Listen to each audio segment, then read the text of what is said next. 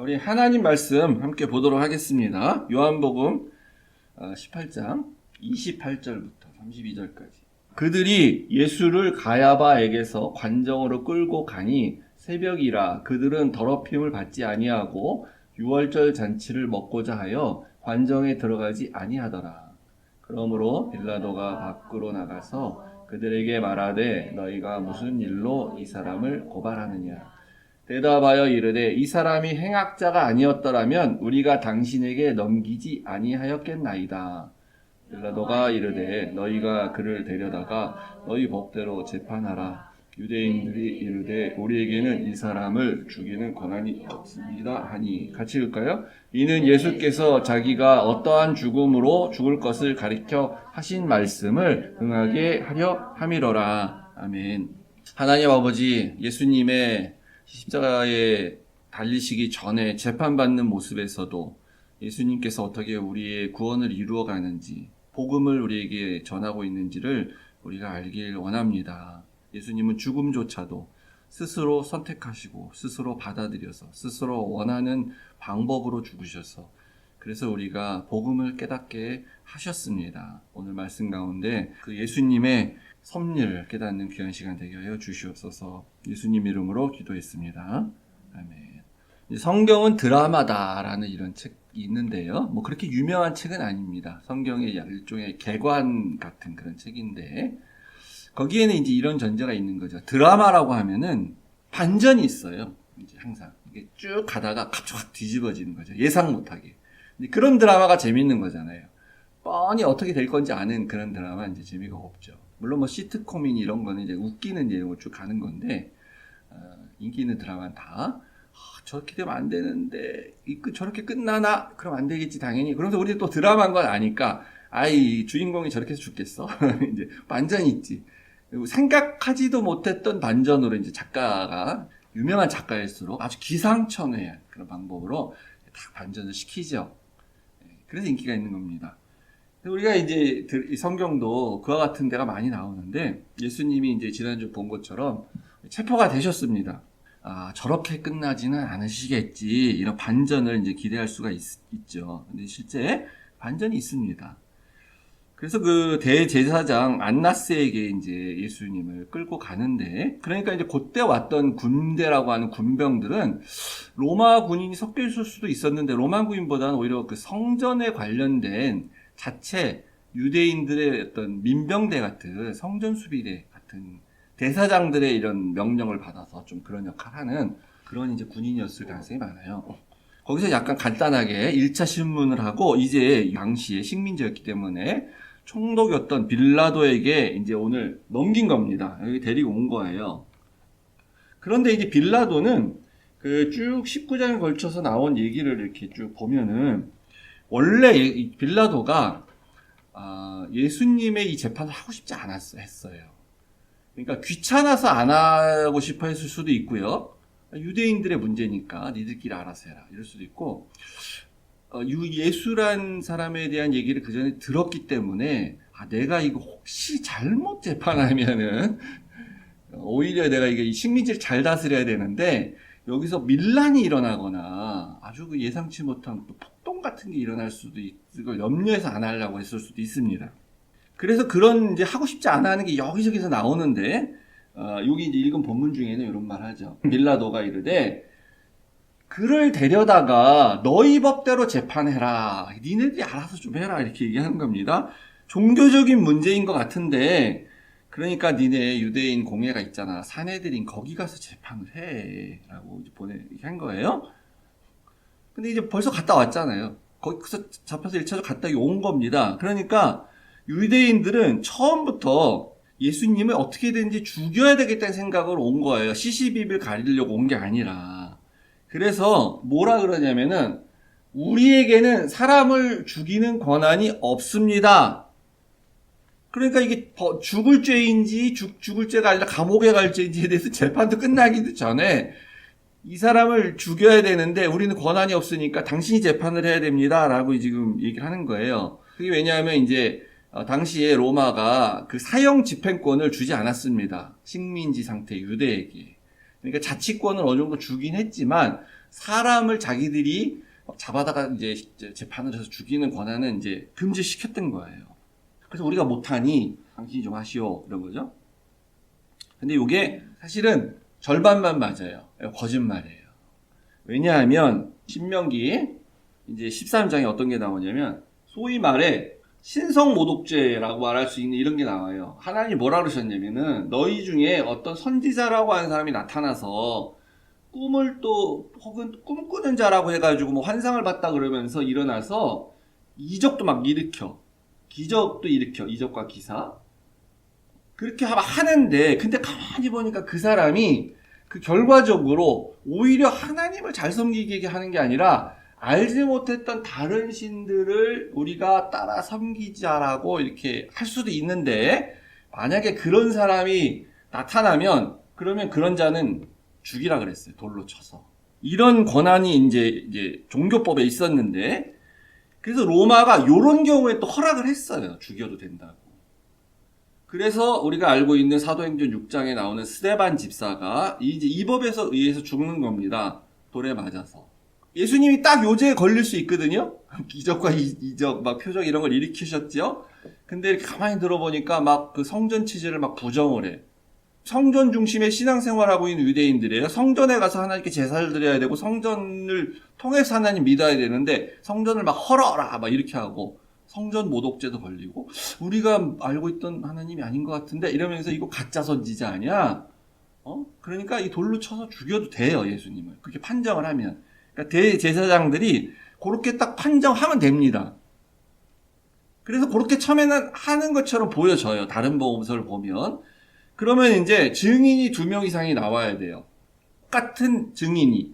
요 사람은 요렇게 죄를 졌습니다라고 말하는 증인이 2명 이상이 나와야 되는데, 다른 복음서에 보면 그래서 이제 증인이 와서 말하고 그러는데, 딱 들어보니까 말이 다 달라. 그래서 증인 채택이 안 돼요. 그래서 이 죄를 이제 못하게 되는 모습으로 보이는데, 그런데 사실 맘만 먹으면, 증인 뭐 거짓말로 만드는 거는 뭐 예나 오늘이나 똑같이 할 수 있죠. 얼마든지. 맘만 먹으면. 근데 이렇게 묻는 그런 절차가 나오긴 하지만, 그렇게 실질적으로 하지 않으려고 했다는 게 요한이 이제 본 겁니다. 목적은 다른 데 있었어요. 그래서 안 돼서 빌라도한테 보낸 게 아니라, 원래 처음부터 다른 목적이 있어서 빌라도에게 보냈다고 이제 요한은 보는데, 그게 뭐냐면, 성전 모독죄로 걸어서 돌로 쳐서 죽이려고 하는 게 아니라, 죽이는 건 같은데, 정치범으로 몰아서 정치범으로서 사형당하게 하려고 빌라도에 보내는 거예요. 32절에 보면은 예수님이 이런 상황을 사실 다 알고 있는데 이렇게 표현하죠. 그냥 이렇게 가만히 있으시는 거는 자기가 이렇게 죽게 될, 그러니까 이제 우리가 알다시피 십자가에서 이렇게 정치범으로 죽게 되는 십자가에서 사형받게 되는 그 죽음을 다 알고 있는데 그렇게 된다는 걸. 근데 그게 자기의 본인의 계획이시고 하나님의 뜻이기 때문에 그 말씀이 그대로 이루어지게 하게 하려서 그냥 가만히 있으신다라는 식으로 이제 받아들였다라고 말하죠, 요한이. 왜 이렇게 가만히 있으셨냐 하면 얼마든지 얘기할 수 있었거든요. 왜냐하면 빌라도가 처음에부터 예수가 정치범이 아니라고 생각을 하고 있었어요. 그래서 내 죄를 이 사람한테 못 찾겠다 이런 얘기를 계속 하거든요. 그러니까 빌라도 총독이요. 나는 그런 마음이 전혀 없습니다. 나는 로마를 이렇게 뒤집어 엎어가지고 반란을 일으킬 마음이 전혀 없습니다. 난 또 그런 얘기 한 적도 없어요. 이렇게 말할 수 있거든요. 그리고 실제 예수님을 그 무역을 사용해서 반란을 꿈꾸고 그런 운동을 했던 열심당원들, 그 사람들이 예수님 따라다녔거든요. 예수님 사역 때. 그 이제 산에 5,000명이 모였을 때 거기 대부분의 사람들이 열심당원들인 거예요. 물론 아닌 사람도 물론 있고 그렇죠. 근데 이제 많은 사람이 따라다녔어요. 왜냐하면 이 사람을 우리가 왕으로 모시고 반란을 일으키면 성공할 수 있겠다 이런 생각한 거죠. 근데 예수님이 계속 거부하시잖아요. 그래서 못 따라다니게 하잖아요, 자기를. 그때 이 사람은 아니구나라고 하면서 이제 그런 열심당원들이 이제 떨어지게 되는데, 가룟 유다도 사실은 열심당원 중에 한 명이었었다고 볼 수가 있어요. 그래, 난 그렇게 안 했습니다. 이렇게 말할 수 있는데 안 한다는 거예요. 33절에 빌라도가, 그럼 네가 유대인의 왕이냐? 이렇게 물어요. 그러니까 빌라도는 이 유대 군중과 대제사장들에게 이 자가 자기가 유대인의 왕이라고 다녔던 사람입니다. 라고, 그래서 이 사람은 반란을 계획하려는 그런 사람이다라고 이 고발을 당한 건 이제 여기 나오진 않지만 들은 거예요. 그래서 이 사람 그래서 내려왔다고. 그래서 물은 거예요. 그 사람들이 말하는 것처럼 내가 유대인의 왕이냐 이렇게 묻는 거예요. 이게 소위 요즘 그 말로 하면은 이게 프레임입니다. 프레임. 요즘 정치에서 계속 말하고 있는 프레임. 이 프레임 씌우고 있는 거죠, 여기에. 예수님은 한 번도 자기가 유대인의 왕이라고 말한 적이 없습니다. 근데 왜 이렇게 프레임이 먹히냐? 동방박사 3명이 유대인의 왕으로 나신 자가 어디 있냐 그러면서 찾아왔었죠. 그리고 이제 본인은 왕이라고 하신 적이 없고 나는 메시아라 그랬어요. 메시아. 그런데 메시아인데 하나님 나라에 대해서 가리켰죠. 그러니까 하나님 나라? 그래, 우리 이스라엘, 우리 유대 땅, 유대 민족, 그 나라는 이렇게 돼야 이런 통치를 받아야 돼, 이렇게 살아야 돼. 그러니까 이제 이 프레임을 씌운 사람 입장에서는 그래, 하나님 나라인 우리 유대에 자기가 왕이 돼서 그래서 그렇게 하려나 보다. 뭐 이렇게 생각을 하든 그렇게 생각하지 않았든 그렇게 했다라고 이제 프레임을 씌울 수가 있는 거죠. 그래서 그런 여러 가지 근거들을 가지고 이자가 유대인의 왕이라고 했던 그 자입니다라고 데리고 온 겁니다. 그러니까 빌라도는 이방인이잖아요. 잘 몰라요, 정확하게 그 내막을. 근데 이렇게 말하니까 그냥 그대로 받아서 내가 유대인의 왕이냐 이렇게 묻고 있는 거예요. 그랬더니 예수님께서 난 아닌데요 이렇게 말하지 않고요. 오히려 이 이방인인 빌라도가 물을 때는 네가 맞게 말했다 이렇게 얘기를 했어요. 그래서 이렇게 처음에 한번 묻긴 하세요. 이건 네가 그렇게 생각해서 하는 말이냐 아니면 다른 사람들이 나에 대해서 너에게 그렇게 말해준 말이냐 이렇게 묻잖아요. 빌라도가 대답하되 내가 유대인이 아닌데 내가 어떻게 아냐. 내 나라 사람과 대제장들이 니네 나라 사람들이 너를 이렇게 유대인 왕이라고 넘겼다. 근데 정작 대제사장들이 예수님을 신문할 때는요. 네가 유대인의 왕이야 이렇게 묻지 않아요. 그렇게 말한 적이 없기 때문에. 너가 하나님의 아들이냐 이렇게 묻죠. 그래서 신성모독죄로 계속 얘기를 하려고 하는 거죠. 그래놓고 빌라도한테는 유대인의 왕이라고 했다라고 지금 고소를 하는 것입니다. 그러니까 우리가 이제 다 알다시피 우린 다 알아요. 예수님이 유대인의 왕이 맞아요. 본인은 그렇게 말한 적이 없는데 사실은 유대인의 왕이 맞거든요. 그리고 예수님은 유대를 넘어서서 온 열방의 온 세상의 왕이시잖아요. 하나님 나라의 왕이에요. 새롭게 도래해야 할 하나님 나라의 왕이 되심은 우린 다 알고 있어요. 근데 정작 유대인들인 대제사장 앞에서는 자기가 유대인 왕이라고 얘기하지 않고 이방인 앞에서는 자기가 유대인의 왕이다 라고 지금 인정을 하는 그런 모습입니다. 그래서 이제 여기 본문에 없는데 37절에 보면은 빌라도가 또 한 번 묻죠. 내가 왕이 아니냐? 하나님 나라가 어딘가 너가 말한 하나님 나라는 뭐냐? 그랬을 때 예수님이 내 나라는 이 세상에 속한 것이 아니다. 뭐 이런 얘기를 하시고 빌라도가 그러면 네가 그 나라 왕이 아니냐? 그랬더니 예수님이 그래 네가 말한 것 같이 내가 왕이니라 라고 얘기를 하세요. 인정을 하세요. 오히려. 그러니까 이 천국의 이게 비밀인데 예수님이 하나님 나라를 만들고 내가 그 나라의 왕이 돼서 너희들을 통치하겠다. 하나님 나라는 이제 이미 되었고 사실은 우리 창세기 공부하지만 이전부터 시작되었고 그 다음에 이제 완성이 되는데 내가 바로 그 나라의 왕이야 라고 이렇게 지금 이방인한테 천국의 비밀 하나님의 구원 계획을 알려주고 있어요. 인정하고. 그래서 이게 아이러니인데 웃긴 게 이제 나중에 최종 결론에 가서 하도 이제 유대인들이 못 박으라고 하니까 빌라도가 어쩔 수 없어가지고 예수님이 이제 십자가에 못을 박는데 그 위에 죄명을 썼죠. 그래서 무슨 죄명을 썼냐면 유대인의 왕 이렇게 이제 썼어요. 그랬더니 대제사장들이 와서 저렇게 쓰면 안 되죠. 자칭 유대인의 왕이라고 쓰셔야지. 근데 우리 유대인의 왕으로 우리 인정하지 않는다 이런 겁니다. 그러니까 자칭 유대 왕이라고 쓰세요. 그랬더니 빌라도가 아니다. 이렇게 쓰는 게 맞다. 이렇게 또 얘기를 해요. 니들이 그렇게 말하지 않았냐? 그래놓고 뭔 소리야? 이런 거죠. 그러니까 이게 아이러니하게도 유대인의 왕이라고 모함했던 유대인들은 정작 나중에는 또 유대인의 왕이 실제는 아니다. 자기들 인정하지 않는다라고 말하면서 그렇게 하고 빌라도는 이방인인데 스스로가 유대인의 왕이다라고 고백하는 그런 이제 모습이 되는 거예요. 유대인의 왕이 맞다. 그래서 이제 아까 말씀드린 것처럼 왜 이렇게 했을까? 그냥 돌로 쳐 죽이면 되지. 신성모독죄로. 왜 정치범으로 몰아가지고 이렇게 유대인의 왕인데 이 사람 잘못하면 폭동을 일으킬지도 모릅니다. 이렇게 해서 왜 죽이냐? 그것은 로마의 반역자가 되면은, 그래서 정치범으로서 죽게 되면은 예수님은 어떻게 죽냐면 십자가에서 죽어야 돼요. 그게 로마 형벌이거든요.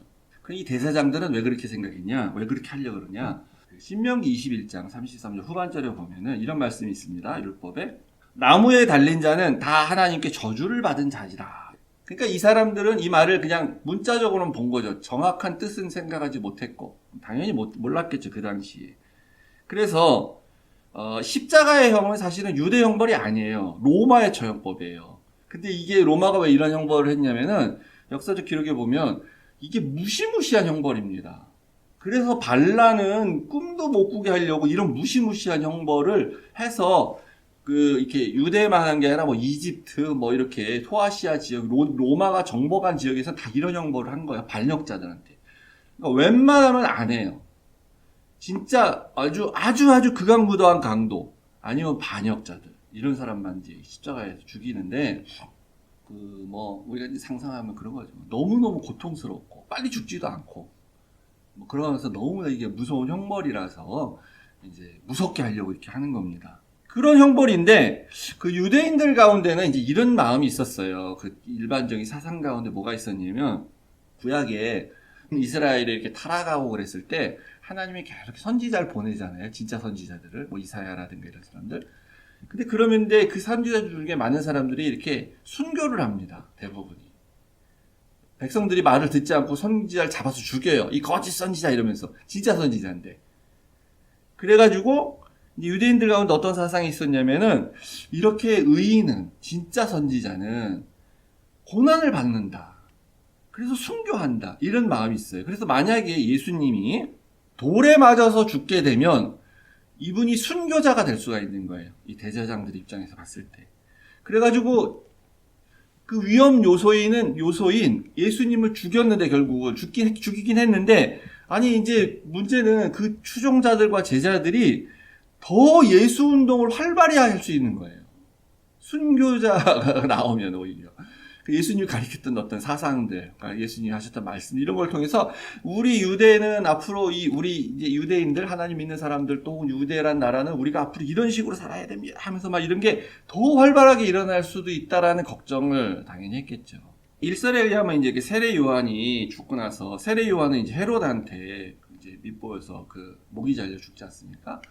그 세례 요한이 이렇게 죽고 난 이후에 상당히 많은 사람들이 여전히 세례 요한을 추종하고 이제 그런 게 이제 유대 역사사회에 보면 이렇게 나오거든요. 그러니까 그렇게 죽으면은 안 될 것 같은 거예요. 그거보다 성경에 보니까 율법에 보니까 나무에 달려서 죽은 사람 혹은 죽은 사람을 나무에 달아놨으면 그러면 그 사람은 하나님의 저주를 받았다 그러지 않았냐. 그래서 십자가가 나무지 않습니까? 그러니까 십자가에 달려서 죽는 모습을 보면 이제 그 추종달이 나와도 야 너희들도 다 보지 않았냐. 십자가에서 죽었잖아. 예수가 십자가에 매달렸잖아. 그러니까 성경에 뭐라 할 수 율법에 저주를 받았다. 하나님. 이 가짜 선지자야. 저주받아서 죽은 거야. 요렇게 해야 되겠다라고 생각한 겁니다. 그런데 이제 여기서 그럼 우리가 아까 말씀드린 것처럼 이대로 끝나는 거야? 이대로 허무하게? 아닌데 아니라는 걸 알죠.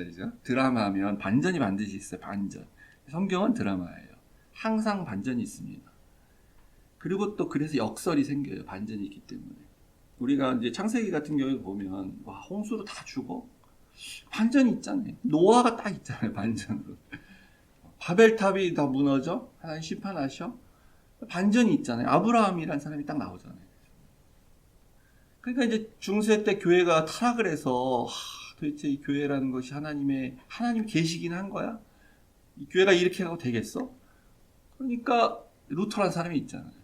종교개혁이 일어나게 되고 반전이 있죠.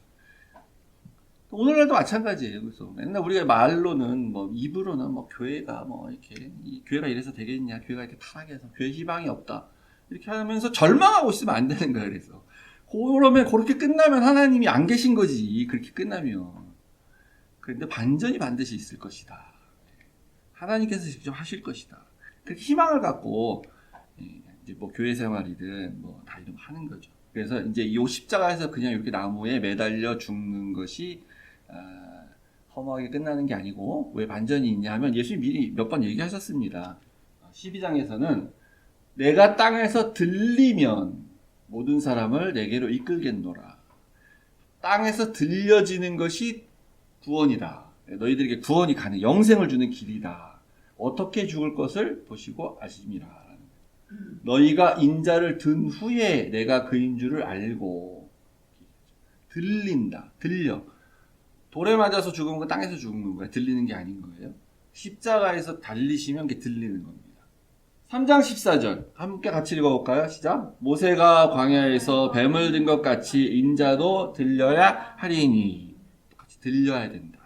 이 사람들은 이 대제사장들과 유대인들 그 다음에 빌라도는 하나님께 보면은 반역행위를 지금 하고 있는 거예요. 하나님께 대항하여서 반역행위를 계속해서 하고 있는데 그 반역행위를 하는 그게 그러니까 역설인 거예요. 반전이고 그렇게 안 했으면 오히려 그러니까 이제 무슨 말이냐면 그거죠.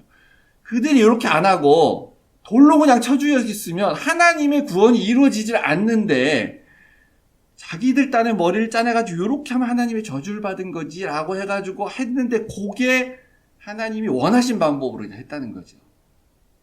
그래서 하나님께서 우리에게 구원을 주실 수 있게 된다는 거예요. 그게 이제 역설이고 반전입니다. 그 저주받았다, 나무에 달린 사람은 저주받았다라는 말한 게 구약 시대에는 그 당시 사회적으로서는 그런 뜻으로서 통용이 되는데 그래서 이제 해가 지도록 시체를 나무에 매달아 놓지 말고 내리라 이렇게 얘기하시는 거예요. 앞부분에 보면은. 근데 저주를 받았다는 말이 다른 말로 하면 뭐냐? 그거예요. 우리가 알고 있는 복음. 예수님이 나무에 매달려서 저주를 받았어, 실제. 왜 받았어요? 죄인으로서 저주를 받은 거예요. 그러니까 우리의 죄가 저주를 받아서 없어지게 됐다는 거예요. 예수님이 대신 받으셔가지고. 그렇게 우리의 구원을 이루었다는 겁니다. 갑자기 또 드라마가 생각나죠. 그래서 이게 보면 막 그런 거잖아요. 막 이제 자기는 완벽한 범죄라고 생각해가지고 악한 사람들이 그러니까 무슨 일을 막 꾸며가지고 막 이렇게 했는데 그게 이제 실수였고 그렇게 함으로 말미암아 이제 선이 이기게 되는 그런 도구로서 이렇게 사용되는 그런 식으로 나왔을 때 재미가 있는 거죠, 그 드라마. 이 빌라도는 그래서 예수님을 이렇게 죽이고 싶지 않았던 게 이제 많이 드러나고 있습니다. 그래가지고 여기 아까 이제 저희가 읽은 그 28장에 보면요. 관정회의라는 말이 나와요. 관정으로 끌고 가 이렇게 있는데 유대인들은 관정에 들어가지 아니하였다. 이게 무슨 말이냐면 관정이 그러니까 일종의 경찰서 같은 거예요. 이렇게 군 부대든지 관의 뜰이라는 거예요. 관에 들어가야 되는데 로마군이 있는 근데 거기 왜 안 들어갔냐? 원래 같이 들어가서 거기서 예수를 죽여라. 예수님 죄인입니다. 막 이렇게 해야 되는데 그날이 6월절이었거든요. 그래서 6월절 고기를 먹고 6월절 지켜야 되는데 6월절 어린 양을 잡은 걸 먹고 지켜야 되는데 그날 거룩한 날인데 이방인들의 그런 이제 이방인을 만나거나 이방인의 장소 이런 데 가면 그건 부정한 거라고 생각했어요.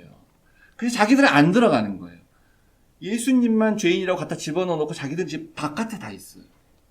그래서 빌라도가 안에서 막 예수님을 대화하다가 밖에 나가가지고 이 보니까 죄가 없는 것 같은데 그러니까 아니다 죄인이다 그 행악자가 아닌 이상 우리가 왜 데려왔겠냐 뭐 죽여라 했더니 다시 또 돌아가고 막 예수님을 대화하고 또 나와가지고 또 백성들하고 얘기하고 내가 아무리 봐도 아닌 것 같은데 뭐 또 들어갔다 이렇게 계속 반복하는 거예요 지금. 왜 계속해서 나갔다 들었다 하냐면 죽이고 싶진 않아요. 그랬더니 마지막에 이제 백성들이 뭐라고 얘기하냐면은 네가 죽이고 싶지 않아? 그러면 너는 로마 황제의 그 부하로서 총독으로 지금 여기 와 있는데 로마에 대항해서 지금 자칭 왕이라고 해가지고 반역을 일으키려고 한 사람을 네가 처형하지 않아? 우리가 로마 황제한테 너 이럴 거야 이렇게. 그러면 이제 거기서 무너지는 거죠. 그때는 자기가 그러면 죽게 생겼으니까 안 되겠다. 그래가지고 19장 1절에서 5절에 보면요, 이제 빌라도가 어떻게까지 하냐면 이렇게 합니다. 빌라도가 예수님을 책찍질을 해요. 매질을 하고 책찍질을 해서 이제 요게 우리는 이제 지저스란 영화를 볼 때는 여기서부터 이제 빌라도의 고난을 막 받으셔가지고 예수님께서 그리고 십자가의 형틀까지 지시고 이제 이렇게 보는데 그렇게 맞아요. 맞긴 맞는데 원래 성경의 말은 성경의 그 저기는 의도는 약간 달라요. 채찍질하고 가시나무로서 관을 엮어서 머리에 씌우고 자색 옷을 입히고 나서 예수님을 데리고 나갔든지 아니면 백성들이 보이는 위치에다 세우고 빌라도가 이렇게 말하는 거예요. 보라! 이 사람을 봐라! 내가 데리고 너에게 나왔는데 내가 그에게서 아무 죄도 찾지 못했다. 그걸 너희들에게 보여주고 싶다. 그러니까 무슨 의도는 이런 거예요. 하도 죽이라 그러니까 막 이렇게 이렇게 때리고 가시면류관 씌우 이렇게 해가지고 이 볼품없는 사람이 아무 힘도 없어. 자색 옷을 입혔어요. 그러니까 왕을 상징하는 자색 옷을 입혔어요. 뭐 이제 누더기 같은 걸 입었겠죠. 속색하는 자색 옷이야. 왕을 상징하는. 그래가지고 자칭 왕이라고 이렇게 보잘것없는 사람, 이런 사람인데 뭘 또 자꾸 죽이라 그러냐. 그래서 이렇게 데리고 나온 거예요. 너희들이 말하는 사람이 바로 이 사람이야. 그래서 좀 이제 별 볼 일 없는 사람이다 라고 보여주고 또 동시에 내가 이 정도까지 했는데 이렇게 책찍질까지 하고 이제 로마 영화 같은 데 보면 나오지 않습니까? 로마 군인 사용했던 책찍질, 채찍 뒤에 쇠를 달아가지고 이렇게 한 번 맞으면 살점이 푹푹 파이는 그런 채찍이었다고 하는 거. 그러니까 좀 화 좀 풀어라. 이 정도 했으면 됐지. 뭘 죽이기까지 하냐? 이제 이런 의도로 데리고 나온 겁니다. 그랬는데 아니다. 십자가에 못 박아라. 십자가에 못 박아라. 고전에 그 바라바를 놔줘라 이런 거 단계가 하나 있었어요. 그러니까 이제 빌라도는 몇 번에 걸쳐서 죽이지 않으려고는 했습니다. 분명히. 근데 그러면 너가 반역자라고 내가 로마 황제한테 우리가 얘기할 거야 그랬더니 그때 어쩔 수 없이 내어 죽여야 되죠. 가서 니네들이 데리고 가서 십자가에 못 박아라. 이렇게 하죠. 그래서 여기서 우리가 아까 말씀드린 것처럼 여러 가지 반전과 그에 따른 역설을 보게 됩니다. 아까 드린 것 말씀드린 것처럼 십자가는 저주받으라고 해가지고 십자가 처형으로 십자가에 매답십시오, 십자가에 죽이십시오라고 했는데 역설적이게도 하나님이 반전에는 그게 그래서 구원의 완성이 되는 그런 걸 우리가 보게 되는 거죠. 또 한 가지 이제 유월절이에요. 유월절은 뭡니까? 다 알다시피 구원의 날이거든요. 노예 상태에서 있었던 백성들이 출애굽에서 구원을 받아서 약속의 땅 가나안으로 가는 날, 그날이 유월절이에요. 그걸 기념하는 거거든요. 그러니까 그걸 기념하면서 진정한 종말에 우리가 완전히 누리게 될 해방, 어떤 그 종말에 있을 유월절, 이런 거를 기대하고 지키는 거잖아요. 그런데 그 유월절 날, 유월절 상징한 어린 양의 희생제물인 예수님을 죽이게 되죠, 이들이. 근데 그렇게 함으로 말미암아 어떻게 보면 유월절을 파괴한 거나 다름이 없는데 이 사람들이. 근데 그렇게 했기 때문에 그 유월절이 완성이 되는 거예요. 지금 궁극적으로 하나님이 이루실 완전한 유월절. 그게 예수님이 그날 유월절 날 죽으셔서 이루게 되죠. 이게 반전이며 동시에 이제 역설이죠. 다른 한 가지 이제 또 대제사장들은 율법에 아주 철저한 사람들입니다. 그래서 자기들은 율법을 지킨다고 하면서 율법을 지키려고 예수님을 죽였어요. 근데 예수님은 누구냐면 율법의 완성으로 오신 분이에요, 이분이. 근데 율법을 지킨다고 하면서 율법 그 자체이고 율법의 완성인 예수님을 죽이게 되는 아주 이게 모순이 발생을 했는데, 근데 결과적으로는 그렇게 함으로 말미암아 그래서 그 율법대로 하나님이 이루시겠다고 하신 구원의 약속, 그 진정한 율법의 의미, 그게 이제 완성이 되게 되는 거죠. 다른 한 가지 또는 이제 유대인들은, 대제사장들과 유대인들은 예수님을 유대인의 왕이다! 이렇게 말했는데, 그래서 로마 황제를 대항하는 반란 세력이다! 라고 빌라도를 협박했음에도 불구하고, 실질적으로는 유대인의 왕이 이렇게 인정이 되는 그러한 모습이 되게 됩니다. 왜냐하면 빌라도가 팻말에 유대인의 왕이라고 했잖아요. 이게 진짜 너희들의 왕이다라고 이렇게 어떻게 보면 인정해 주는 것 같은 그런 일을 하게 됐잖아요. 그랬는데 하도 유대인의 왕이다 그렇게 하고 보니까 빌라도가 나중에는 유대인들에게 보라 너희 왕이다 이렇게 인정을 해요. 니네들이 왕이랬지. 그 보라 왕이야 진짜 왕. 그랬더니 이 사람들이 뭐라 그러냐면은 그를 십자가에 못 박게 하소서. 내가 너희 왕을 십자가에 못 박으랴. 대제사장들이 이 선을 넘어가 이때 되면 안 넘어가면 안 되는데 가이사 외에는 우리에게 왕이 없다. 근데 이게 왜 문제가 되는 거냐면은 유대인들에게 있어서는 유일한 왕은 하나님이잖아요. 물론 인간의 세상의 나라의 왕을 얘기하는 겁니다. 자기들 심진기에 있기 때문에. 근데 상징적으로는 그렇잖아요. 유대인은 오직 우리의 왕은 하나님 한 분밖에 없으십니다. 이렇게 말해야 되는 사람들인데 오직 우리에게는 가이사, 시저 외에는 왕이 없습니다. 이렇게 자기들이 무슨 말하는지도 모르고 그렇게 말을 하는 상황이 되는 거예요. 그래서 역설적이게도 그들의 이제 본심이 드러나는 거죠. 그리고 그들의 정체성이 드러나는 거고. 이들은 하나님 나라의 백성이 아닌 사람들이라는 겁니다. 그래서 이 예수 그리스도의 위대한 이 속죄 사역을, 이 구원 사역이 완성되어 가는 최종 단계에서 역할을 하는 이제 두 부류의 사람이 나오죠. 이방인인 빌라도, 그 다음에 유대인인 제사장들과 백성들. 이방인인 빌라도는요, 오늘날로 치면은 불신자 빌라도죠. 근데 이 사람은 공짜로, 어떻게 보면 공짜인데, 예수님을 구세주로 만날 수 있는 절호의 기회를 사실 맞이한 거예요.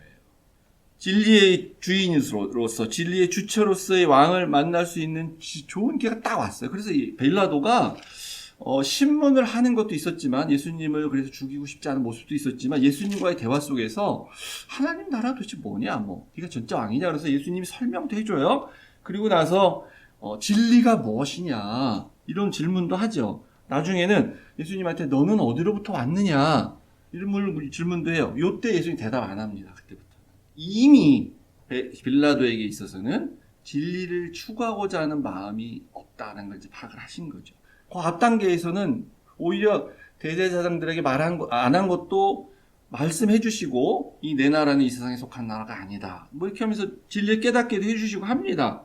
그리고 네가 말한 것처럼 내가 바로 왕이 맞다 이렇게 얘기도 하세요. 근데 빌라도가 잘못하다가 나의 총독 자리고 날아갈 수 있겠구나.